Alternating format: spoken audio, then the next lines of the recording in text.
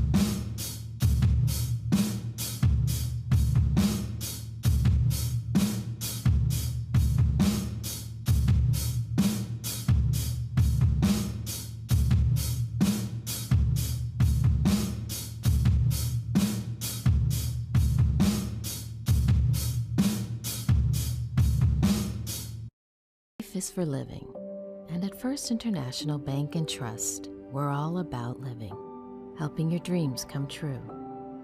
Because we're not just in the banking business. We're in the first home business, the community sponsorship business, the how do I make this happen business, making your banking life easy so you can focus on what matters most. First International Bank and Trust. Live first.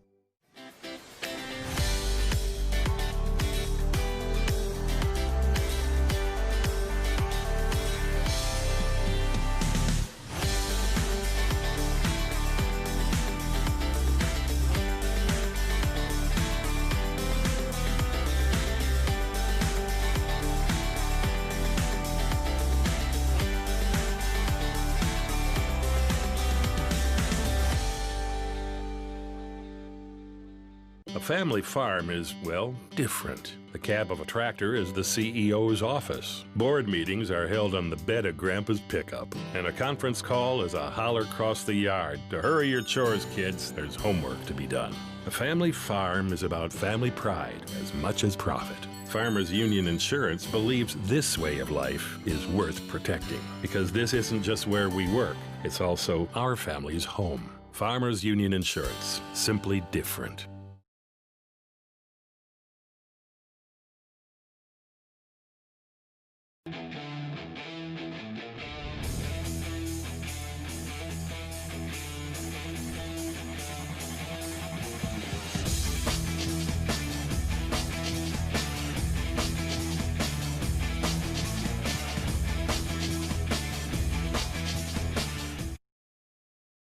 Live from the Bonfire Studios North, it's another episode of Tauros Weekly. I'm your host, Peter Theodos. Joining me, as always, is Ken Oda, and also joining us, as always, is Helen Zahn. Nana already checking in from Fargo, saying hello, Tauros. Got to give Nana the... You can finish stalling. I finished my cookie. I was about to say, there we go. Ken, great weekend for the Tauros. 4 points. And they took care of business. Yeah, I mean, that's been the question after the first couple weekends. Wins on Friday, and both Saturdays, the first week of the season, had a 2-0 lead and ended up losing in extra time. And this weekend got out to that 2-0 lead on Saturday and didn't look back. So it was good to finally close out a weekend with a sweep and points in the first 6 games of the season. I don't think if you had asked Wags in advance if he'd be disappointed with a 4-0-2 record, I don't think he would have been. No, not at all. And once again, Keenan Rancier. Keenan, thank you. AJ Ruskowski checking in, so good to see AJ. Keenan Rancier lights out again. Second star of the week. Second star of the week. Was so close to getting a shutout on Saturday night until he got speared there late and then was maybe a little hobbled, and then a two-man advantage for a full 2 minutes plus the empty net. 6-on-3, couldn't quite close it out, but overall I think solid weekend for him. You're not going to be upset with what you got out of Keenan after the weekend. And he's done great in all of his starts so far this year. With that being said, let's bring in our guests this week. Our guests are Nikolai Charchenko and Damon Zimmer. Nikolai, welcome back to the show. Damon, welcome for your first time on the show. Thank you. And we'll just go ahead and start with it. Nikolai, as we mentioned, hot start to the season, 4-0-2, 10 points, sitting in second place. How good has that been for you guys to jump out to an early lead? Yeah, definitely in the Central Division, it's good to get that head start going, especially when it comes down to playoff time, when points are rare, playing against those Bismarck and Aberdeen when it gets to the dog days of the season, and especially jumping on first month of the season, getting, I think, 8 out of 10 points or something like that. That's pretty good. We're the only, us and Aberdeen, the only 2 teams who have played 6 games to this point. You mentioned the dog days of the season. How much of an advantage do you think it's going to be to have 6-8 game head start on some of these teams who are still going to have to play 60 games? They're just going to have to do it in one less month. Yeah, it definitely helps getting our legs under us and our team identity down in front of, especially the Austin, who hasn't played a game yet. And I think Wilderness only played 2 so far, or 4 so far, just whatever the 2 it is. against us, yeah. Yeah, it's definitely a good head start for us especially. Damon, you're particularly off to a hot start this year, scoring-wise. What's been working for you so far, and how have you been getting most of your points? Well, lots of it's coming from playing with 2 guys that are working really hard out there and creating opportunities for me. And I think part of it is just playing every game with fear of the unknown. Kind of every game's your last game, so you got to leave an impression because you don't know with this kind of season with everything going on right now. So I think every guy in that room's going out there and playing every shift like it's their last right now. You brought it up. How weird has this year been, having the team split between 2 locker rooms?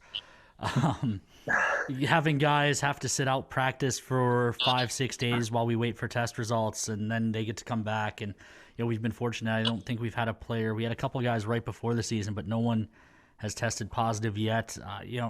What has that been like, just mentally for you guys?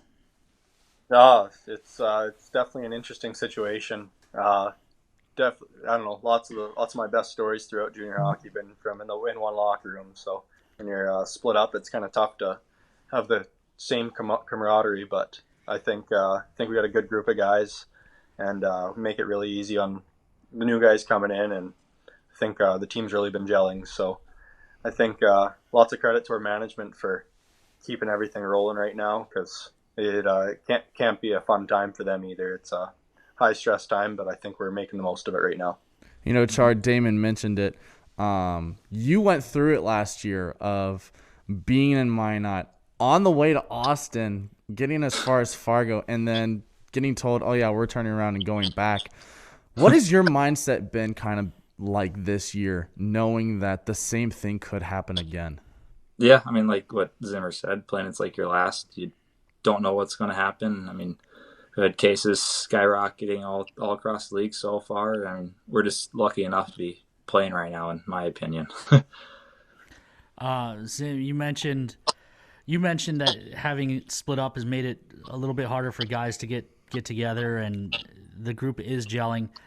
As one of the guys who's wearing a letter on his chest, what has that been like, trying to take that kind of responsibility and leadership role when half the team's sitting in a different locker room from you? Oh, it's not too bad. I think it's simple as going into the other locker room and grabbing a cup of coffee and just asking guys how they're doing. Char knows all about that. He's exactly makes the coffee for us every morning, so it makes it easy for me to walk in there and just kind of get to know some guys. And I don't know, we got young guys that want to be here, so that's huge.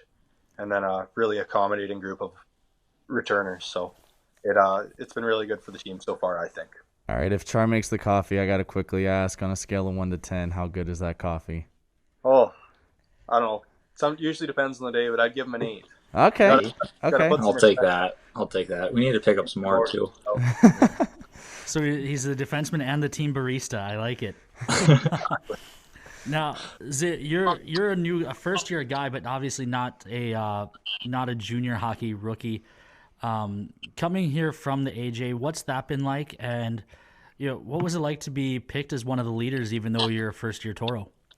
Oh, well, it's I'm really excited to be here. We've got a great group of guys. So, but I don't know, being around junior hockey for a long time now, it's a great group of guys. I knew that the first day I walked in here, so that's always nice. That makes the whole transition really easy on me, and was fortunate to be able to be a leader on this team, but can't ask for better guys in the locker room. Kind of everyone being their leader in their own ways.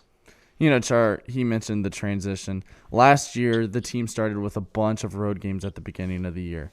This year, obviously, with COVID and everything, it's kind of different, but you were at home and had a bunch of home games this year. Mm-hmm.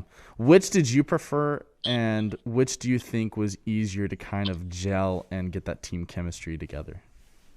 I mean, I definitely prefer home games other than away games. We're sleeping in our own beds at our billet houses, and then, of course, got our fans in the stadium making it really loud, and we're in an arena that's comfortable for us. But, I mean, those little away games kind of form our identity, too, for our team, especially when we're going down to Austin or Wilderness or wherever, those long bus rides. Like, we get to know each other a little bit more than when we're at home, kind of stuck in the rink, and then go home and then on our own separate ways after that. You mentioned the comfort of the facilities. As a veteran who's seen every building in this division, how much does it help you guys having the facilities we have here compared to some of the stuff you guys see on the road? Yeah, I mean, it's definitely nice. We have, I'd say, one of the top-notch arenas in the league. Plus, with Kev, our trainer too, we got a huge really nice training facility, workout area, and training center, and training center and everything. So, I mean, it's nice having our accommodations, but definitely better than other places around. Having gone through the coaching change, Char. What has been your opinion on how Wags has taken over this team, and what differences have you seen from him to Marty? Yeah, I mean, of course, Wags has some things Marty's done after years of being under him, but he's formed our team identity. He's put new systems in that we didn't run last year or the year before, and he's put our team identity down as trying to be a fast, physical team, getting the defense to join up, and he's trying to get everybody to gel in kind of a weird year, and he's done a really good job, and it's really, really nice to see that, and can't wait to see what else he has in store. This is a question for kind of both of you, but one thing that's different this year than last year also is the Minot Hockey Boosters, Brian Bauman and Jared McIntosh are both coming in on Mondays and doing skill stuff with you. What are they doing with you guys, and what has been your opinion of that? Zims, we'll start with you. For me, I think skill development's one of the lost things in hockey. Like I love heading out there on Mondays because I don't know, it gets tough going hard 4 days a week in practice. And not that we're going hard, but it's just it's a different kind of practice, and just giving us the opportunity to work on puck touches where we typically wouldn't in a normal practice.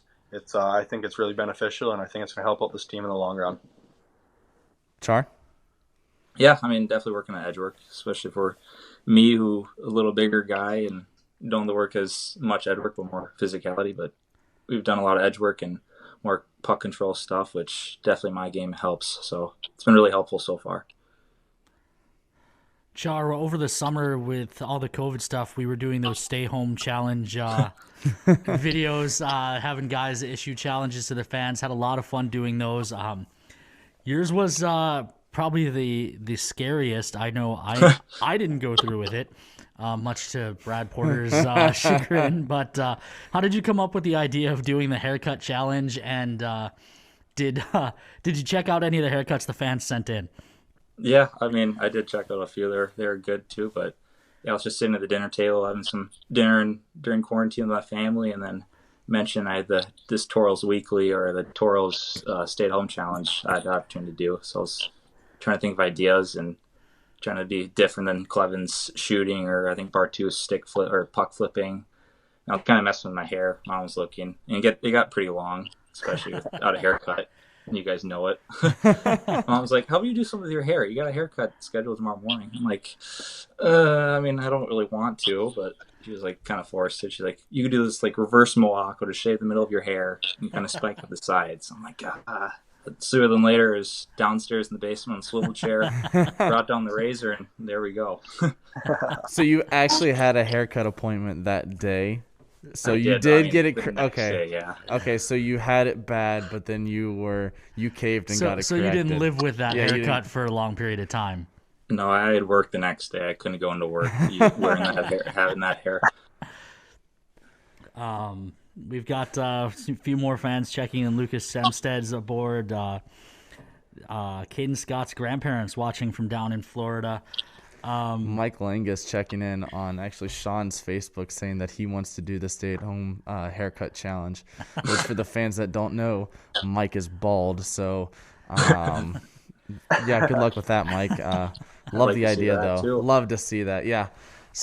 Usually here towards the end of Tauros Weekly, we start previewing what we always say is a big weekend, because there are no real easy weekends in the Central Division. But this weekend, a weekend off, and not to go all cliche, but it might be as important as any of the weekends we have. Just a chance for the guys to get healthy, get some of those bumps and bruises rested up. How about for either of you guys? Any big plans for the off weekend, or COVID making it kind of hard? You just got to stay at home in the billet house. Yeah, Zimmer. Well, I don't know. I think when you get 10 days off here, I think you try and make the most of it. So I think we'll be trying to hit the gym and shooting pucks as much as possible, and just getting ahead of the game and gearing up for the next weekend already here. So yeah, I mean, you got to stay in it too with a few guys out. You got to stay with it, and then if it was a little nicer, I'd love to get on the golf course a little bit, but too bad it's a little snowy and windy right now. So supposed to warm up next week, I think. It is, yeah. So maybe you guys can get out on the driving range a little bit. So thanks both of you guys for coming on the show, and look forward to having the bye week and rest up, get well, and then Char, when you get your first, we'll finally get you back on the show again. I like that too. It's coming. It's due. fans, that's Damon Zimmer and Nikolai Charchenko coming on. Guys, thanks for coming on. Perfect. Thank you. Yeah, Ken, and like you said, we usually preview this week, but nothing really to preview.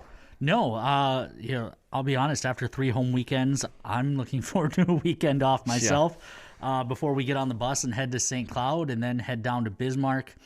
So a lot of road trips coming up. It's kind of nice to have a weekend to relax a little, and not really an issue for you yet, but I get to do Halloween with the kids, which will be fun. So it'll be good to have a weekend off. This is actually the first time that I've lived on my own to where I could potentially have trick-or-treaters. So I don't know what I'm more excited about, getting the candy and potentially handing it out, or getting the candy, not having any, and then eat it all myself. See, you live in an apartment, and when I first moved here, same thing. I went and bought a bunch of candy.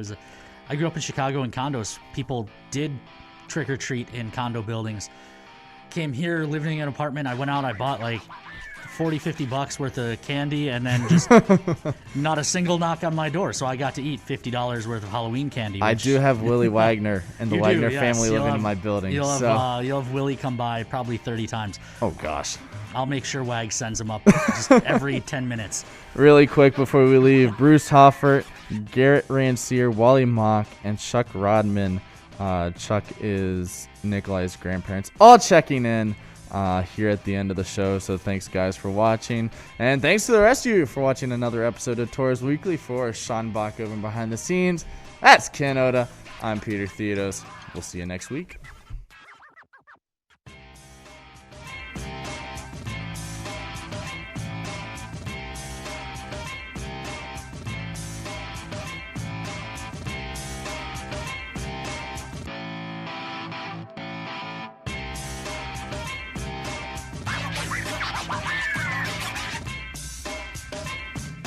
Romantic, isn't it?